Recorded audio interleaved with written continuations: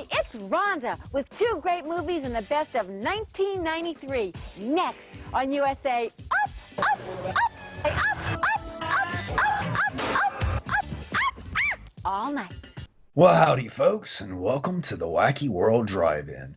I'm your host, the awful Dr. Gray, and with me is my encyclopedic co-host, the diabolical Dr. Vincent. Hey everybody, it's good to be back for another episode, and once again, I hate that we have to say this again, but we hope everyone is staying safe and sane in these crazy times. And that'll be the last we say of it, because I'm sure everyone's about sick of hearing about you-know-what. Yep, we're not going to talk about it. And what we are going to talk about, we've actually have very little planned. It's going to be kind of a freestyle on, and what's the topic? The wonderful world of late night cable. And probably one of my favorite things in the world really would be late night TV and those memories of late night TV from back in the day. And that being said, I was thinking, do you know what your first memory of really late night TV is? I mean, talking about pre-cable? Or anything, really. I just remember when I was a kid having to stay up. If you wanted to watch something and you saw it was on TV, you know, this was pre-VCR days. So I had to stay up and, set your clock. And if you had to go to sleep to get up and watch something. I just remember staying up for like Universal monster movies up till the dawn and trying to catch those. So that was kind of my first memories. And then with cable, of course, that, as we're going to talk about, like opened up a whole new world. Do you have a particular memory of late night cable? Like kind of that first thing that you remember staying up late to watch and it was like something new and different, something you just never kind of experienced before in the daytime hours? I remember the first thing I really remember kind of being just amazed by was just watching Night Flight on USA, which had all the weird like old trailers, and they would run strange music videos and all this kind of they ran old classroom scare films and anti-drug films, and that was kind of the first thing that I really thought, oh wow, this cable can really be cool. It's funny you mentioned that because that's mine as well. Yeah, I was actually pretty lucky because when I moved out into my first apartment outside Detroit to a city called Madison Heights, they were one of the first test markets in the country for cable television. Okay. So I got this huge beige plastic box, that probably weighed 20 pounds, and this remote that was the size of a shoe that actually had a cord that ran 50-foot cord that ran from the remote to the cable box. And I had the first day I had I watched the first day of MTV and stuff, which was pretty cool. Wow, that is cool. And speaking of MTV, that leads me to I guess kind of my first actual late night TV memory. I was probably 5 or 6. I don't think I'd started school yet, but I remember I was very into the Twisted Sister song and video for We're Not Gonna Take It. Yeah. And I remember staying up late at night, just hoping to see that video on MTV. And that's kind of my first actual memory of late night TV. And I guess that would count as late night cable. But then, like you said, as far as actually thinking about, this thing of late night cable, late night TV, it was Night Flight. I would run across it on the weekends and it would always just show the most random, awesome stuff. And I just remember being enamored with so many different things on it. Yeah, because this was at the point, where I had never seen a lot of this stuff before. I mean, there was no internet or YouTube to watch this weird stuff, and it was just amazing. And then, then I think when Night Flight went off, and then of course we got into the wonderful, great Rhonda Shear. Mm-hmm. Yep. Oh, good old Up All Night. Interestingly, with Night Flight, at one point for a while, it was beating MTV in the ratings.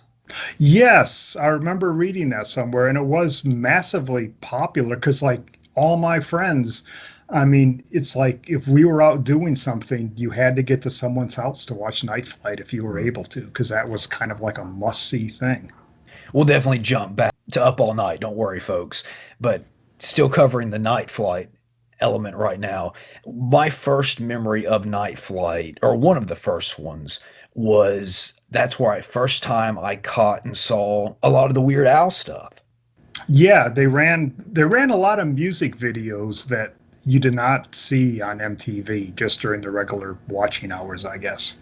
Like other than some of the specials Weird Al had back in the 80s, most of the time I don't recall seeing the music videos themselves on MTV. Night Flight was where I went to that, and I even still to this day have on tape a broadcast of Night Flight where it premiered the video for Fat. Oh, wow. Yeah. I wish I saved all my videotapes when a lot of mine have disappeared in the bowels of time. I remember on Night Flight, it's where I discovered a lot of kind of the English kind of punk new wave bands. Yeah, they did play a lot of that. Videos. I remember kind of like in line with your Weird Al viewing. I remember seeing the Pogues on there for the first time, which I'm not sure you're familiar with them. They're kind of like a folk punk band kind of thing, and they did this song called Dirty Old Town that I saw the video on there, and I was like, oh my gosh, I gotta find these albums. I know the name, but not familiar with the music per se, or not per se for anything. And I remember it was the first place I saw some movies, because they would show movies as well, like I think it was called I Was a Zombie for the FBI. I remember I saw that on there. And then not Forbidden Planet, Forbidden World, the French animated film. Oh, yes. I think it's Forbidden Planet. No, not what is it? I know what you're talking about. Forbidden World, I think. Yes. It is. Yeah. Yeah, it was the first time I saw that was on there. Yeah, and I think I saw Fritz the Cat on there, I believe. Oh wow, okay. Probably cut to pieces, but I did sure, see Fritz yeah. the Cat on there, yeah. And of course, interestingly too, I've said interestingly a lot, but it's a very interesting topic. That was my first exposure to Super Sentai, because years before Saban had brought over Mighty Morphin Power Rangers, Night Flight showed Dynaman, which was the Dynaman series dubbed into English, but with ridiculous dialogue and American like rock and pop and punk music put over it. But it was still that first time that I had seen Super Sentai in the States. Wow. That's what was really so cool about Night Flight, because you turned it on and you had no idea what was going to be coming at you. Yeah, every episode was totally different. I actually on eBay, it's been a couple years ago now, someone was selling some best of Night Flight, bootleg DVDs, and I actually got about 5 or 6 of them. Oh, I think they have like a Roku channel you can subscribe to now where you can go watch a lot of the old ones. Yeah, I know they have like a pay site as well. Yes, where you can like pay and see all kinds of old stuff. And I'd love to do that. It's just a matter of I do all my kind of streaming type stuff on the PlayStation 4. And so it's just a matter of if they have an app or not. Oh, okay. Yeah, but jumping back to the Dynaman, because it was a dub, but it was like a ridiculous dub, just completely lampooning everything that was going on. I thought it was just the funniest thing. I loved it so much. It's Rhonda here, and tonight we're going to show you the best of 1993.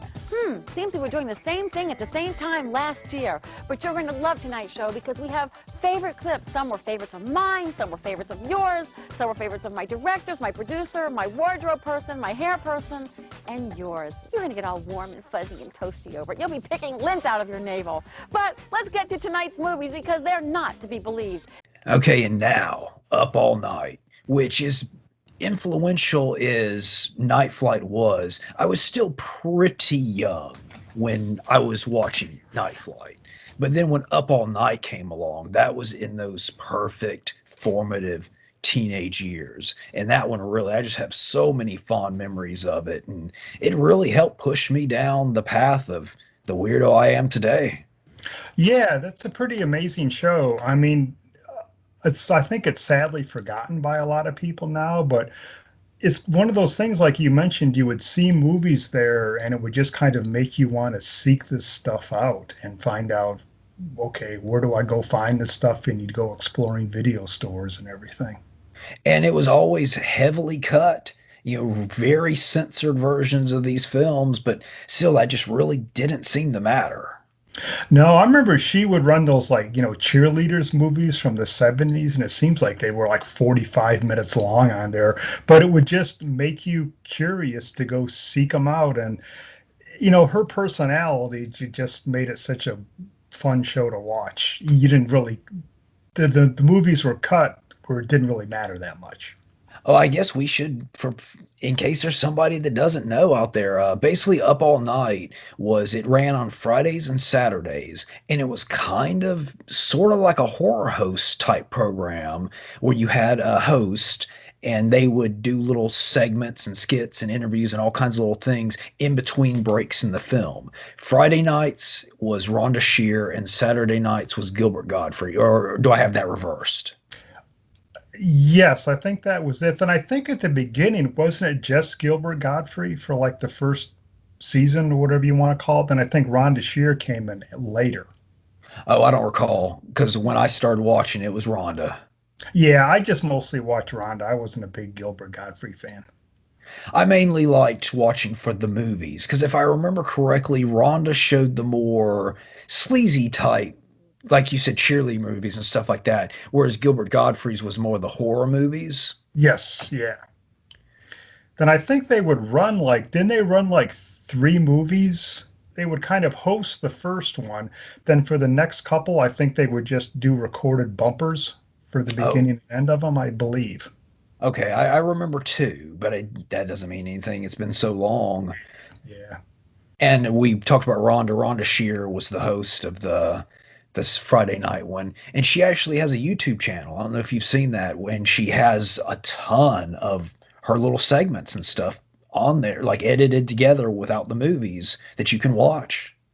Oh, neat. I did when earlier this week, as just a curiosity, I did find she has a website too, where she's a clothes designer now. And she also sells her autobiography, which she'll sign for you. So I definitely want to get one of those. I didn't know she had one. I bet that's really interesting. Yeah. That was kind of just, I don't know, like the highlight of late night cable for me was Rhonda Shear. Yeah. Mm-hmm. I remember I actually met her very briefly at a Dragon Con it was probably 94. I remember I was there on a Sunday with my dad, and we were just looking at stuff, and she was there. She had a little booth. Yeah, I saw her at Chiller Theater right around that same time. And I remember she kind of just real friendly struck up a conversation with my dad and I. And not really, I mean, this I guess doesn't go into late night cable, but still cable. And earlier, I want to say like early evening or late afternoon, there was a Commander USA's Groovy Movie. I remember that one. Yeah. And I think maybe they did rerun him later at night, but he would run really weird stuff. He ran like the Mexican wrestling movies, the Santo movies, and he would do like the Filipino Blood Island stuff and everything. And that was kind of fun too. You are watching the USA Network. Yeah, USA was for a such while a good there. channel. Yeah, they were like the kings of cable as far as I was concerned. Yeah, because especially for a kid around my age, because you had Cartoon Express, which played a ton of the Hanna-Barbera cartoons and really obscure kind of stuff that would be kind of the only place you could see them, the stuff that was way before my time, like Herculoids and Space Ghost and things of that nature. So you had that, and then moved up into stuff like, what was it? You already said Captain what? I forget the name already. It was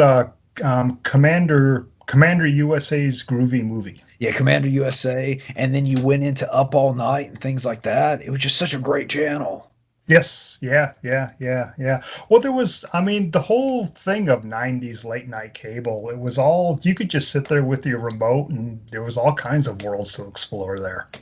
That's true. Channel surfing, you could just flip and you would just find the most random things to watch. Yeah, Cinemax After Dark. Mm-hmm. Absolutely. Speaking of, you mentioned 90s and late night TV. Actually, what I consider to be one of the greatest, if not the last great piece of pop culture in the 90s, was Weird TV from 95. And that came on at 3 o'clock in the morning, Saturday nights in my hometown. Oh, I don't remember that one. Oh, that to this day is still one of my all-time favorite, well, things ever. I have like the entire season on DVD as well. Really? Well, what kind of was it? Just like a variety show kind of thing, or they show movies, or? It was no, it wasn't movies. It was basically Chuck Serino, who is probably best known for being he writes movie soundtracks and scores. I Oh, mean, okay. this guy's his resume is very impressive. Just all the movies that he's written the soundtracks for me, Chopping Mall being one of them.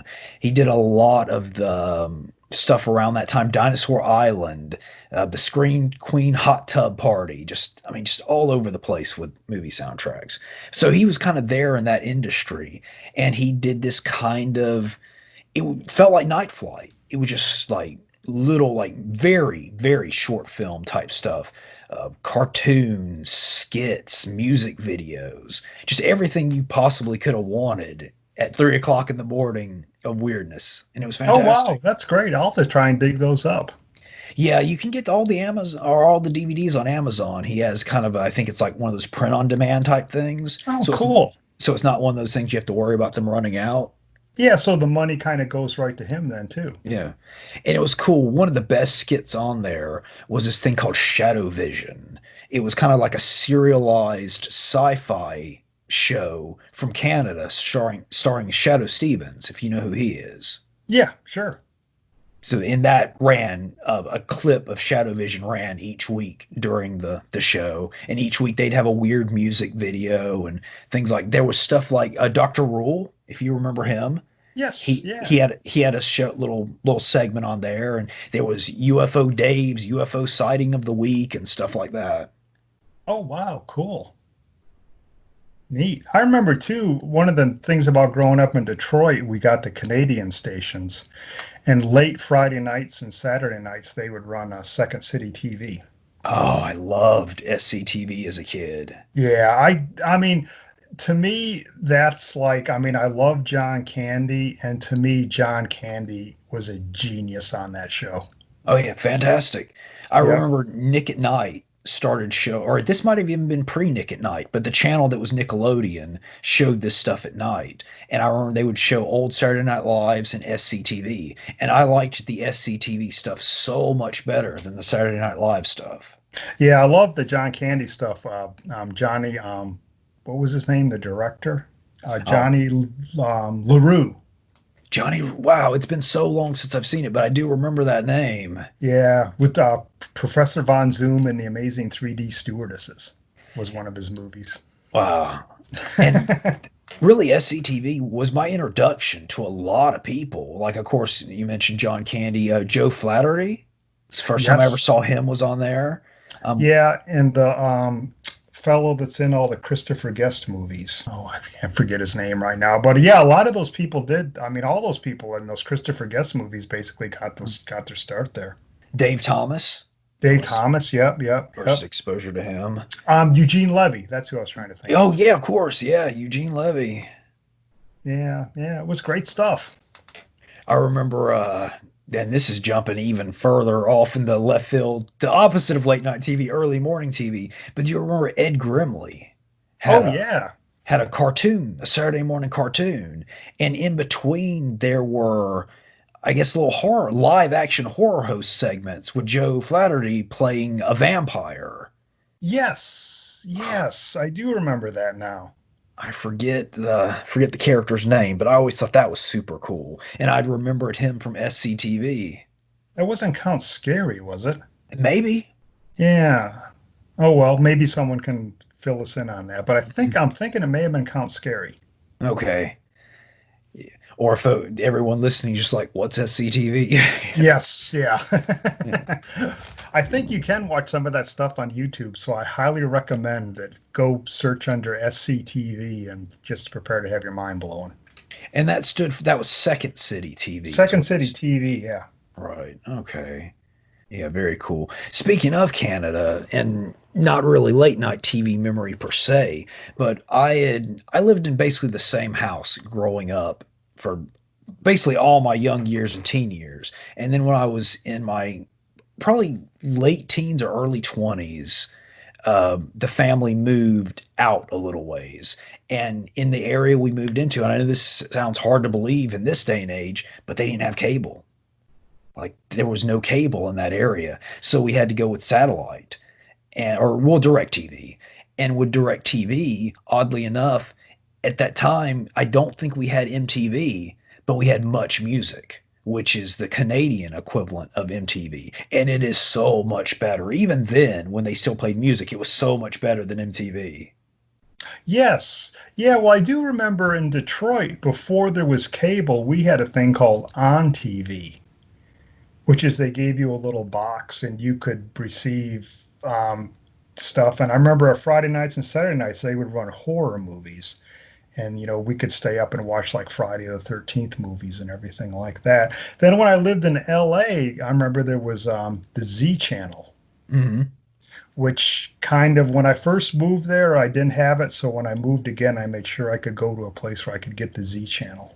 And what was the Z Channel? It was more kind of movie oriented, but they just ran all sorts of just weird, not really weird, but just foreign movies and stuff that you couldn't normally see anywhere. And just, kind of like, again, discovering new worlds that helped you.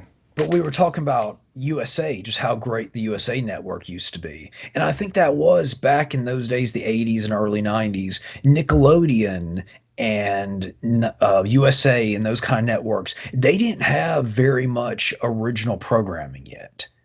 They were just it was kind of like a big station of syndicated stuff. Like they would just kind of buy the rights and get this random stuff to show. That's why a lot of that early Nickelodeon stuff, like Turkey Television, and you can't do that on television, were Canadian shows that they just got the rights to play, as well as like SCTV. And I think that's what made them so much cooler, is you just got this random stuff that they bought or got the rights to, probably because it was cheap.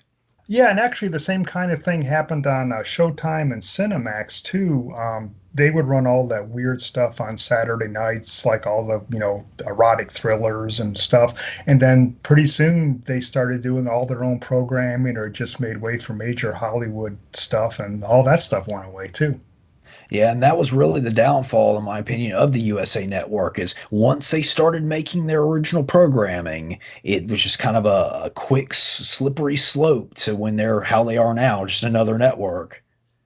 Yeah, I mean, because now it's just, you turn them on and it's like, okay, this is not what I want to see. It's just boring stuff. And yeah, it's kind of a shame all that stuff is just gone. Wherever there is a wrong to be righted, he is there. Wherever a lone child searches for a friend, he is there. And wherever humanity gropes for that universal meaning of life, he is there. He is everywhere, for he is Commander USA.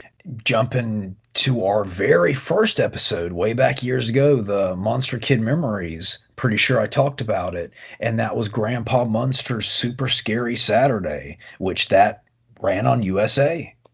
Yes, man, I remember that too. Yeah. And though not late night TV, to me, anything with that kind of horror host, obscure vibe, regardless of what time of day it ran, to me, it has that late night TV feel. Like, to me, horror hosting in general feels like a late night TV kind of phenomenon. Even though Grandpa's Super Series Saturday ran Saturday afternoons after cartoons, it still has that vibe.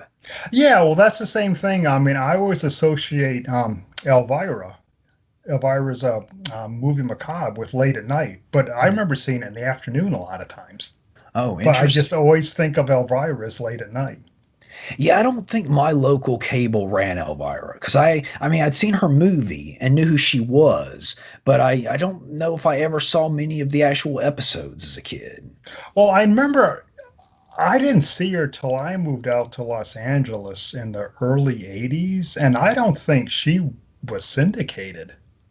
Okay, that might be it right there then. On, I think, and then she came out with the videotapes and stuff, but I think at the very beginning she was kind of just a local Los Angeles thing. Okay. So that really made Grandpa Munster, even though Zachary was my favorite because of the horrible horror videotape, but actually sitting down and watching on TV, I guess Grandpa Munster was my horror host as a kid. Oh, well, you can't do, I mean, if you're going to have a horror host, Grandpa Munster would be a cool guy to have. And his was great too because he played a lot of Godzilla movies. And so a lot of my first time seeing certain Godzilla movies, like Godzilla versus the Sea Monster, or the one, I forget the name, the Godzilla movie where Gabara is the villain. And it's about that little kid. And it's all kind of in the kid's imagination. I know the one you're talking about. It's one of the least popular of the Godzilla movies, but I always liked Gabara. I always thought he was a cool villain. Yes. But anyway, like that was the first time I'd seen that one, and just a lot of great. Oh, the movie Gargoyles with Bernie Casey. First time I that ever was saw a TV movie. Yeah. it. Was, yeah. First time I ever saw that was on Super Scary Saturday as well.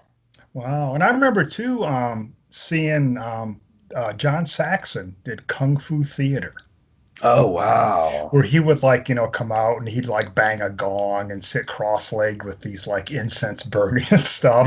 And he would run a Kung Fu movie, and it was like you'd, occasionally catch one in the theater or something. But again, this was stuff that I had never seen before. John Saxon. It's interesting too because I know he was in Enter the Dragon, but other than Enter the Dragon, was he in many other martial arts films? Yet he's kind of synonymous with martial arts. Yet I can't think of him being in very many. I don't think he was. Maybe just he, just rode that Enter the Dragon fame, I guess. Yeah, because one of my absolute favorite things as a kid, or shoot, kid into a teenager, was, and I've talked about this before, not on this podcast, but on other things, is there was a documentary called The Deadliest Art, and it was just kind of a compilation of the best, like, Hong Kong and action movie kind of martial arts scenes, and John Saxon was the host. Oh, cool. And again, back to the greatness of USA, I first discovered a lot of movies on USA because of the After Lunch Creature Crunch one summer, where every day for a week they played a different creature feature. They played stuff like Them and things of that nature up until on Friday. And Friday, the big special treat was the Super Inframan, and that was the first time I'd seen that. Oh, cool. Cool. I remember seeing too, I think it was on USA, they at some point they were showing Johnny Sacco Oh, right, and right. his flying robot, which just had those really like, giant monsters that were like a huge eye and a huge ear and stuff. And that was pretty bizarre stuff. And I'm definitely grateful for YouTube. I mean, YouTube is an excellent platform, but there still is just something to say to being exposed to something that you didn't know existed accidentally, just like turning on a channel and seeing something like the Inframan. Yes, yeah, there is kind of something to be said for the joy of discovery, whether Yeah, it be on exactly. late night cable or even browsing the shelves at your local video store back then. And I mean, yeah, with YouTube, you can get in rabbit holes and discover new things that way, but it's just still not the same. Yeah, and plus you're watching on your computer. Yeah, true. Isn't it a lot different than curling up on the couch with Though a I big watch plate most of of my pizza rolls or something? Yeah, though I watch most of my YouTube on the PlayStation 4, so I watch mine on the TV. Yeah, I do have my YouTube app so I can watch it on TV, but I don't know, I just miss the days of channel surfing at 2:30 in the morning. And I mean, I guess it's a good thing that we have so many channels these days, but I watch not even a third of the channels I have. Like when I program in my favorites, there'll probably be maybe 10, 20 channels I have programmed in. Oh yeah, there's like so much stuff out there that it's just I pare it down to my dozen or so, and this is what I'm going to concentrate on. I do, though, quite like these new retro channels, like Me TV and Antenna TV and things of that such. Like on Me TV, when I've been thinking about it, DVRing like Land of the Giants and the Planet of the Apes TV series and that kind of stuff. Yeah, that's always fun stuff. Yeah, I recently watched a bunch of The Voyage to the Bottom of the Seas they ran on one of those stations. And I'd say that's probably one of the closest things we have to actual late night TV in this day and age, because you have Svengoolie, and then after Svengoolie, they run those reruns of stuff like Planet of the Apes and Land of the Giants and that sort of thing. Yeah, that's true. That's true. I guess the only other thing that might be close would be on is the Joe Bob Briggs stuff on Shudder. That's true. That, I guess, comes down to being an internet thing, and so it's not really late night TV, kind of, sort of. That's true. I mean, you could watch it on TV, but I guess it is more of an internet thing. Yeah. Well, it's one of those things you can watch at any time too, right? Yeah, that's true. Yeah, yeah. Yeah. He does do the live shows, but I could never get those to work on my streaming thing. But so yeah, I guess that doesn't really count. But he does kind of have the feel of the horror host kind of thing. Oh, well, yeah, for sure, definitely. Yeah. Well, I'm saying for sure what I know. Believe it or not, and weirdly, I've never actually seen anything he's ever done. I know the name, but I've never actually seen a single piece of his work. Oh, I first came across him. He used to do the newspaper column. Joe Bob Goes to the Drive-In, Hmm. where he would like rate movies like this one had 8 breasts in it and 2 Oh, shootings and wow. And yeah, what was yeah. that? What did that run in? It ran in a bunch. We had it down here pretty unbelievably in the local Raleigh newspaper. Then I know there's a book out called Joe Bob Goes to the Drive-In that collects all of his columns, which is well worth seeking out.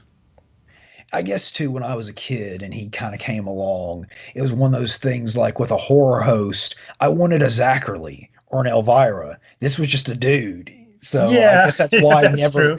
I Yeah, never really looked into what he did. But same could be said. I mean, Rhonda Shear was just a lady, but she was Rhonda yeah, Shear, so a little different there. But yeah. Yep, yep, yep, yep. so yeah, I'm really just not familiar with his work. I hear good things though. Yeah, he's one of those guys that you can really tell he has a real deep appreciation for the movies he shows, and that really comes through. And he's knowledgeable as hell about them too. Hmm. He did this really great thing, which was one of the best things I ever saw. He did this lecture called How the Rednecks Saved Hollywood. Oh, Yeah, which interesting. I saw him do live at the Alamo here. Okay. And it was like a 2-hour talk he did where he went all the way back through like all the back to the beginning and went through all the Moonshine movies and the Bigfoot movies and just it was really interesting. Yeah, I mean, if you look at all some of the really great stuff from the 80s and early 90s, like the filmmakers, a lot of them were people from like Florida, for example, Fred Olen Ray, Chuck Yeah, that's a Serino, who I mentioned yeah. earlier, Florida boys that just moved out to Los Angeles. Yeah, well, Florida, a lot of people don't know this. Florida has a real kind of rich history in exploitation, low budget filmmaking. Children shouldn't play with dead things. Yeah, and that's where H.G. Lewis shot a lot of his stuff. Hmm. Yeah, there's all sorts of really cool stuff down there. Well, Florida, it's one of those things, it's become hip and trendy for some reason to make fun of Florida. So I don't know, some Hollywood bias against Florida for some reason. Yeah, Florida's got a great film history to it. Yeah, like children shouldn't play with dead things. You've seen that, I assume. Oh yeah, yeah, yeah. Yeah, that wasn't that filmed in Miami or near Miami, something like that. Miami, a lot of his stuff was there was Shockwaves was filmed down there. Oh, I didn't know that. Wow. Yeah, that was filmed right outside Miami. Then there's this real early filmmaker called William uh, Griffey that did a bunch of weird like Death Curse of Tartu and Sting of Death and all this kind of weird horror stuff. There's a Florida. We could probably do a whole episode just on Florida sometime. Florida horror. Yeah, there you go. We could start doing state by state. Yeah, there you go. Yeah. Wow. Children shouldn't play with dead things. That's an interesting one because, like, the beginning of the movie, I find very interesting. It loses me a bit in the middle, but then it picks up again toward the end.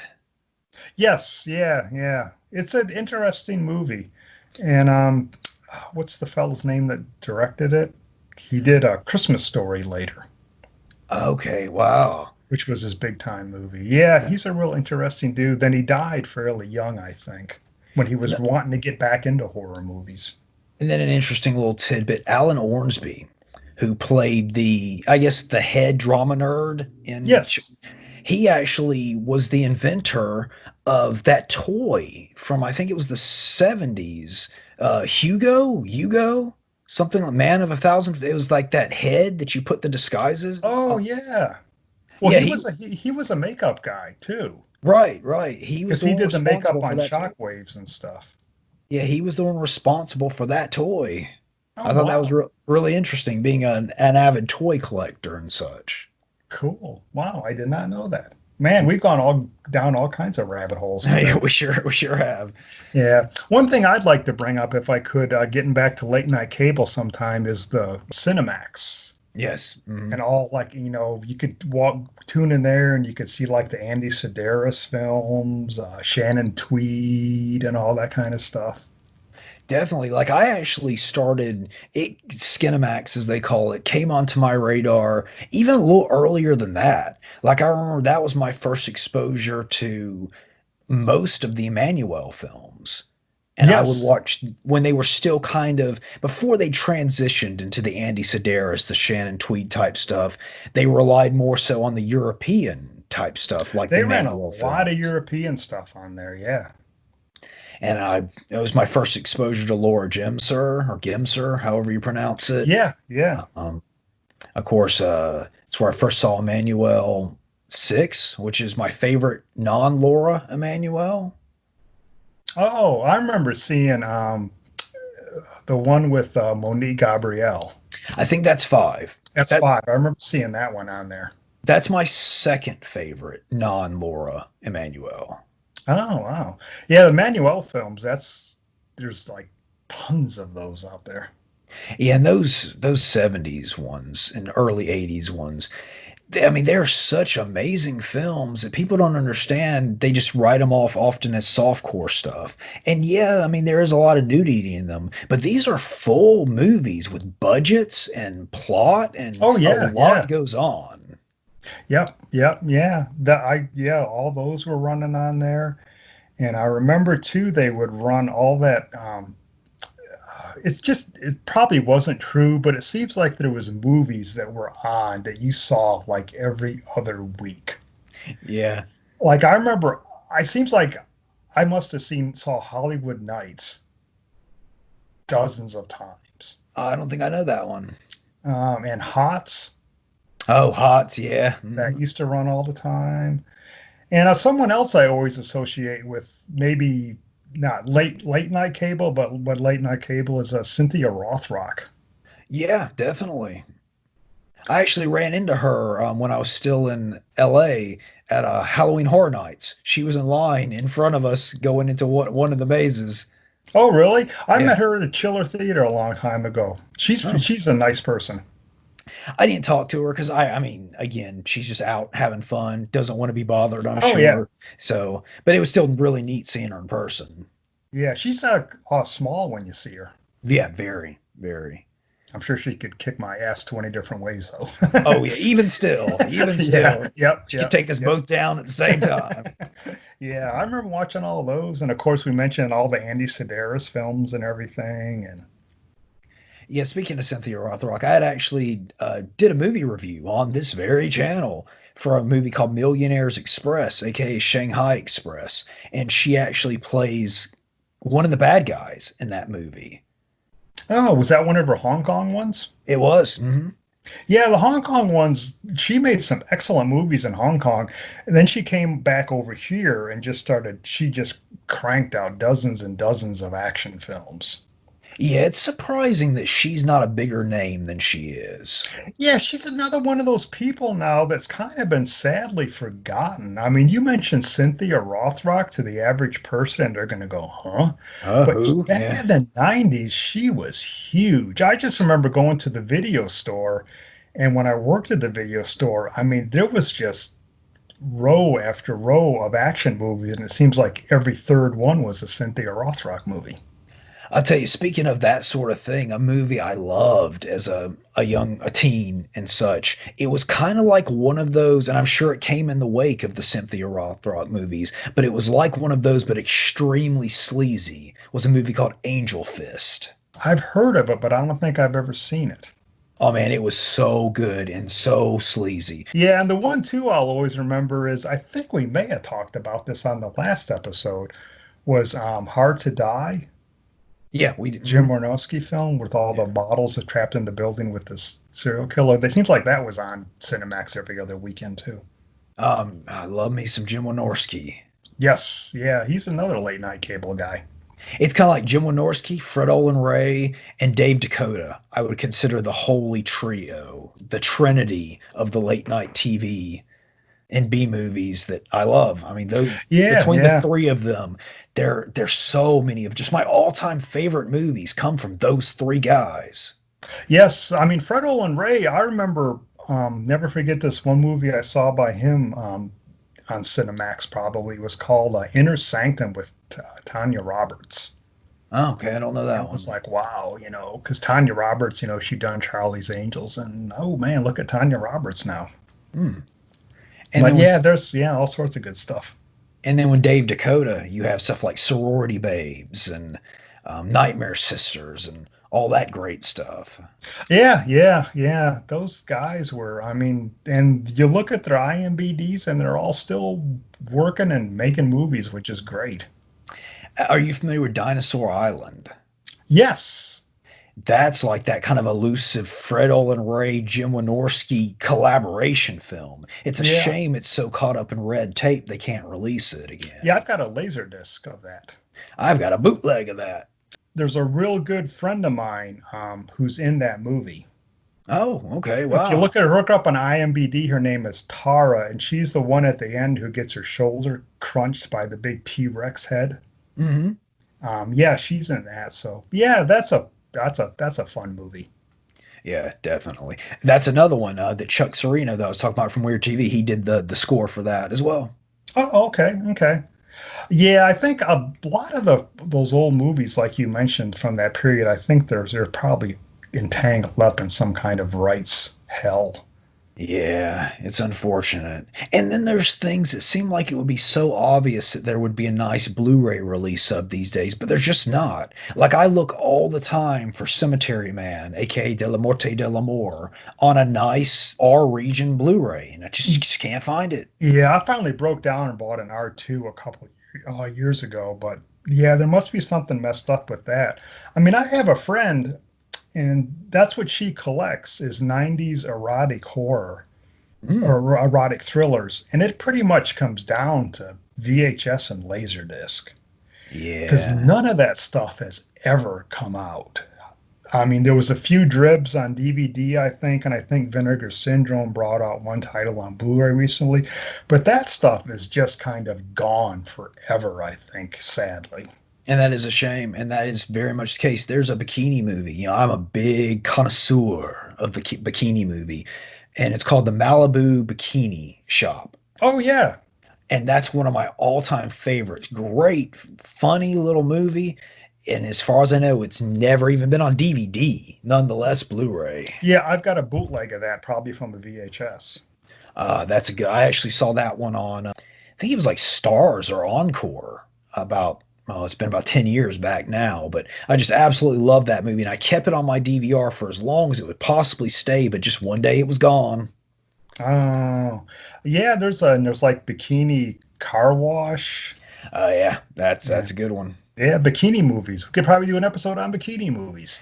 Funny you bring that up because actually I have an episode of my show coming up tonight Oh, at 11 where I showcase my bikini movie collection. I promise, folks, this was not planned. No, no, no. This was just a random plug that happened to work out great. Well, that's Yep, cool yep. as heck. Yeah. Yeah, yeah. And we could definitely do an episode on that because, yeah, I talked a bit about it when I'm showing the DVDs, but yeah, that's a good idea. Yeah, yeah. Well, that's something we can definitely file away because I don't need much of an excuse to go back and watch some of those. Yeah. What's your a teaser, just a hint of maybe things to come? What's your favorite? Probably I like Bikini Car Wash a lot, and That's the I'm not sure one. if considered a bikini, but there's one called the Cheerleaders Beach Party, Oh, I don't know that which one. is a good one too. Yeah, Bikini Car Wash Company is, I once heard it referred to as kind of the holy grail of bikini movies, and I tend to agree with that. I think that one's really good. Yeah, and so I think there's Bikini Car Wash Company 2 and 3 too. Yeah, two's pretty good as well, but not as good as the first one. Yes, I've seen 2. I've got 3 again tucked away in a bootleg I downloaded. I haven't watched yet, so I need to watch that sometime. And one that I actually don't showcase it in my collection. I kind of forgot because it's on a compilation. But another good one from it was either the late 70s or very early 80s is one called The Beach Girls. I do have that one. That one came out on Blu-ray. Okay, wow. I think was it Shout Factory? But it is on Blu-ray. That's the one where they all meet up at that house and have the party over the weekend. It is. And the one girl is like kind of the shy, nerdy one, but then she comes into her own. Yeah, that is a good one. That has Adam Rourke in it and a bunch of people. Yeah, that one is out on Blu-ray. Speaking of, again, movies that aren't on Blu-ray, at least that I've seen that should be, Martin. That one is coming. Is it? Okay, because I wanted a good copy. So I have that still on tape from cable. Yeah, I think it's coming from, it's probably going to be an R2 because there's a company called Screenbound, I think, that's doing it. Because they're the ones that are working on the big, giant, massive restoration of Dawn of the Dead. What is the region for R2? Like, what countries does that play in? It's Europe. Okay, just Europe. Dang. Yeah, I don't have a regionless Blu-ray player yet because I don't have any my region Blu-rays yet. Oh, I picked one up a few years ago, and just because I started buying more and more stuff. But it seems like nowadays, I mean, when something comes out in Region 2, it's only a matter of time before it does come out in Region 1. So okay. Yeah, because I've wanted a good copy of Martin for a long time. Like I was saying, I have mine still on tape. I got it off IFC back 10, 15, maybe 20 years ago. They were doing like a little marathon thing of like Romero stuff, and they played Martin, and that was the first time I'd seen it. And back then IFC still did between the movies little factoids about the movies, and I have that whole night's worth of stuff on tape. Very cool. Oh, wow. Yeah, I think there must be a few Romeros that there's kind of rights issues for, like Night Riders and stuff. And I'm not sure, is Crazy's out anywhere? I think I watched that on Amazon Prime. He was one of those guys, I think, that sadly got screwed out of a lot of his money. Oh, yeah, especially the whole Night of the Living Dead debacle. Yeah, where they forgot to copyright the title and all that stuff. And so we mentioned the name Andy Sedaris, and if anyone doesn't know, Andy Sedaris was basically this amazing filmmaker that just did like this long string of very sleazy action movies. Usually bikini-clad or scantily-clad women with guns kicking butt and taking names, and this stuff is fantastic. They were usually Playboy Playmates, right? And they always. I think he lived in Hawaii, and a lot of his movies were shot in Hawaii. So he always had these tropical things, and like Eric Estrada would show up, and William Smith, and they're just good, fun movies. And one thing about him, and some folks may disagree, but that's fine. To me, he's one of those directors that got better as he went. Like, I think his movies progressively, each one got better than the last. Yes. Yeah, you could definitely see an uptick, and he kind of really got into the groove of what he was doing. One of them, which one was? I think it's Return to Savage Beach, which actually isn't a sequel to Savage Beach. It's a sequel to Day of the Warrior. But that's great because one of the, I don't know if I'd call him a star, but far more than a cameo, kind of much more than a supporting player, but not quite a main star in that movie, was Kevin Eastman, the guy who, one of the two Ninja Turtle guys. Oh, really? Wow. Well, because he was dating or married to Julie Strain at that point. Yes, that's right. He was, yeah. I think this was the point, too, where he was either had already sold Ninja Turtles or was going to sell it, and he had moved on to doing heavy metal. Oh, that's right. Yes. But yeah, he's in that one as, I forget what his part was, but he's good in it. Wow. I know, what was it, Andy Sedaris, was it Hard Ticket to Hawaii, the one that had the giant snake that came out of the toilet? Oh, I think you're right. Yeah. That's one of the highlights for me. Yeah, that is good stuff. Yeah. Yeah, it's one of those earlier ones. And like I said, I like them all. Don't get me wrong. But I just think later with the Day of the Warrior, Return to Savage Beach, like that, right around there, those were the best for me. Yeah. And the cool thing about them is you watch those movies and there's no lag time in them. I mean, something happens in those movies every 10 minutes. And those movies, Andy Sedaris stuff, was my first exposure to Shay Marks who I'm quite the big fan of, and as is our listener buddy Ricardo Dassini. Oh, cool. Yeah, Andy Sedaris. And I think, I mean, all that stuff's coming out on Blu-ray, but you can get that DVD collection. I mean, I see it around for $10 that has like every one of his movies. So there's no excuse for nobody not to own any Andy Sedaris. $5 at Kmart. Yeah, probably. Yeah. Yeah, I got it for $5 at Kmart years ago. Yep. Just root through the big old bin and you'll find it. And I didn't even know who he was at the time. I just saw that cover. And for $5, I was like, well, you know, the cover's probably just one of those things where they just took a picture of a model and slapped it on there. But no, that's actually an image from one of the girls in one of the movies. I was really surprised by that as well. Yeah. And he's another one of those guys that kind of sadly passed away, you know, way too early. Yeah, that's true. But man, what a great. And he had an interesting story too, because wasn't he not a filmmaker? Like he had something to do with sports or something. Or something like that, yeah. And then ended up making movies and just made these fantastic, sleazy, action-packed movies. Yep. There's great stuff. Girls and guns. Yeah. Yep. Really with his stuff, especially later things, I would give them all kind of a solid A. If only they'd had a bit of humor, it would have taken them to like an A plus level for me. But as it is, still A, great stuff. Yes. Yep. And I remember I would often see his stuff on Skinamax late night TV. I don't remember which one it was, but there was one that had Julie Strain and the fella, I just heard his name recently and I've already forgotten it. He was in Big Trouble in Little China. And he also played Genghis Khan in the Bill and Ted's Excellent Adventure. Oh. He had the long he's been hair. in like a gazillion movies, right? Yeah, he had the long hair and the mustache. He was in one of those type movies. Yeah. I think, too, on Late Night Cinemax is where I first came across the Angel films. Oh, okay. Interesting. Yeah, I have that box set. Yeah, so do I have the box set. The third one is actually kind of cool where it's, you know, the porn industry and everything. And Oh, I like them all. I actually I kind of like how in the second and third one they started getting a little more over the top. Like the first one was a little more grounded, but then they started just getting more over the top, and I liked that. Yeah. And then for anyone who doesn't know, they're really kind of classic 80s, 90s exploitation movies about. The first one's about an honor student who's a hooker by night, you know, honor student by day, you know, I'm hooker by night. Set in Los Angeles. It's kind of really great Los Angeles neon kind of stuff. Yeah. Mm-hmm. I don't know. Think about it. The second one might even be my favorite. I'd have to watch them all again.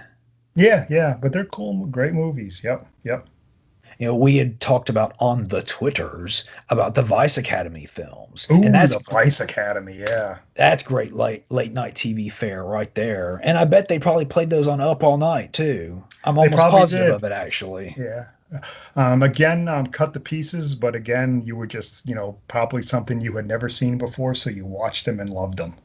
Well, the great thing about the Vice Academy, at least the first one, the later ones got a little sleazier, but the first one really wasn't that sleazy. Yeah. So just a comedy, kind of a police academy style comedy. So with that one even cut, I mean, yeah, you were missing out on some goodies, but it still didn't hurt the value of the movie, I thought. Yes. Yeah. And that is just a really good, funny movie. Oh, yeah, like I think we were talking on Twitter, they're just fun movies. You don't go into them thinking you're going to, you know, have your world change, but they're just fun movies that'll make you smile. Yeah, that's it. I actually was watching on Rhonda Shear's YouTube channel, as I was saying that she has compilations of the scenes. Linnea Quigley was on Up All Night several times with her, and she has cool. some of those interviews and co-hosting things they did together. And those two had a great chemistry, great dynamic. Oh, neat. What I found interesting between Vice Academy 1 and 2 is if you remember in the first one, Ginger Lynn was kind of the bad guy of the movie. But then by the second one, they kind of elevated her to being the sidekick. That's true. Yeah. I've got the new box set that came out about 6 months ago, and I haven't watched it yet. I need to watch those again soon. It's sitting on my shelf with piles of other things. Yeah, you told me about that, and I ran straight to that website to see if I could still get one, and it was shockingly affordable for that Vinegar Syndrome stuff, but of course sold out already. Yeah, they might bring it back or sell them again separately. They sometimes do that, but yeah, definitely keep your eye open for that one. Because I don't do a whole lot of double dipping these days, but that's one I would double dip for. Yeah, it's got to I be would something like, for me to special for me to double dip on. yeah. That's a good question. We have a few more minutes left. What is some things that you've double dipped, or maybe even triple dipped from VHS to DVD to Blu-ray? Oh man, there's triple dipped. I've probably quadrupled and quintuple dipped on certain things like Texas Chainsaw Massacre. You say Um, quadruple dip, so that'd be what? VHS, Laserdisc, DVD, Blu-ray? yeah, Wow. yeah. I was one of the Laserdisc people. I've still I got my little pile of Laserdisc that I still some a lot of music stuff has never come out, so I've still got a few Laserdiscs tucked away. But yeah, there's movies that I kind of just always felt like my need to buy, and one of them was Texas Chainsaw Massacre, probably Evil Dead. Oh yeah. I bought numerous copies of and stuff like that, and yeah, but I am getting more picky the older I get, Right, right. as we run out of storage room. Yeah, right, right. So, is there anything you bought multiple times? Oh, I know I've double dipped. I've had Dawn of the Dead on VHS and DVD. Oh, that's another one. Yeah. Army of Darkness, interestingly, I have VHS. I have an original DVD set, and then I have the Scream Factory Blu-ray set. So I guess, yeah, I've triple dipped on Army of Darkness. Well, you probably need the triple dip because there's what, 9 different cuts of that movie or something. That's true. That is Yeah. true. Yeah. Yeah. Let's see, I double dipped on Watchmen. I have that on DVD and Blu-ray. Oh, okay. Oh, I'm sure there's other stuff, Yeah. but it's just Yeah. escaping me. Yeah. Yeah. And there's all the stuff that I've even moved from back when I would buy bootleg VHS tapes at like a monster show, and now I've got it on Blu-ray. Oh, yeah, that's true. Yeah. That's true. Yeah. Yeah, some stuff like I really need the Spookies Blu-ray. It's just again that the Vinegar Syndrome stuff is just always so pricey for what it It is. is. If Now sometimes their stuff does sell out, like we mentioned with the Vice Academy set, but the stuff that stays in stock twice a year, they have a half off sale on everything. Oh, okay. They have one what they call a halfway to Black Friday sale, which is sometime in May. Then coming up right before Black Friday, November, they'll have one where basically everything on the site, except for the brand new releases of the past couple months, everything is half off. You'll have to let me know the next, like before they're going to do one of those sales again. Yeah, yeah. You get in on their thing and sign up for the mailing list, but I will definitely let you know. They're one of the better companies out there now. I think I love what they do. Yeah, I really need the Spookies, because I still have a bootleg copy of Spookies. So I need to get an actual, real, legit copy. Yeah, they just brought out, this kind of ties into late night cable a little bit. They just brought out Blood Games, I don't know that which one. is the woman's like traveling softball team who ends up running afoul of these evil rednecks. Mhm. And it turns out you got girls with baseball bats versus rednecks. It's a great movie. Wow. What year is about? Is that 80s? I want to say 90, Oh, 90, okay. 91, so early 90s. It's called Blood Games. Well, I still kind of count. To me, the first few years of a decade is still essentially the last decade. Yes. Like 91, 90, still basically the 80s. Yes. Yeah. Yep. Just like how 81, 82 is still basically the 70s. It's like they haven't decided they're a new decade yet. Well, I guess that's all the time we have for this week. Got anything else you want to add, Mr. Vincent? I just like we do this. I think we've done it the past couple of times, but I do want to give a shout out to One Sheep Army. He's still a great supporter of the program, and check out his on Twitter. He's got some really great artwork. It's funny that just the other day he randomly tweeted that he wanted a new episode. Yes, I hadn't yes. mentioned that we were filming this weekend. Yeah, yeah. So that's great. So I just, I always want to give a shout out to him because he's one of the true supporters of the show. So we want to give him a great big thanks.